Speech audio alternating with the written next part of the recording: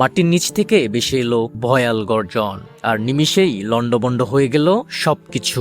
ঘুমের ঘুরেই ধ্বংসস্তূপের নিচে চাপা পড়লেন বহু মানুষ। ইন্দোনেশিয়ার পূর্বাঞ্চলীয় উপকূলে আঘাত হেনেছে 7.7 মাত্রার এক প্রলয়ঙ্করী ভূমিকম্প। একের পর এক শক্তিশালী পরাঘাতে কেঁপে উঠেছে ফ্লোরেস দ্বীপ। হৃদয় বিদারক এই দুর্যোগে এখন পর্যন্ত অত্যন্ত 38 জনের মৃত্যু নিশ্চিত করেছে কর্তৃপক্ষ। আহত বহু মানুষ। সবচেয়ে ভয়াবহ পরিস্থিতি ফ্লোরেস দ্বীপের মাউমেরে শহরে। শুধু এই এক শহর থেকেই উদ্ধার করা হয়েছে 20 জনের লাশ। ধসে পড়া ভবনের নিচে এখনো অনেকে আটকে থাকায় মৃত্যুর সংখ্যা আরও বাড়ার আশঙ্কা করা হয়েছে।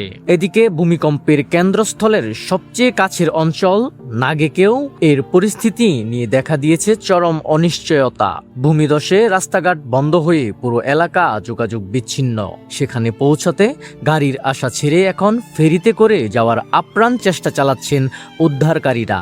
ভোররাতের এই কম্পনে দেখা দিয়েছিল সুনামির আতঙ্ক।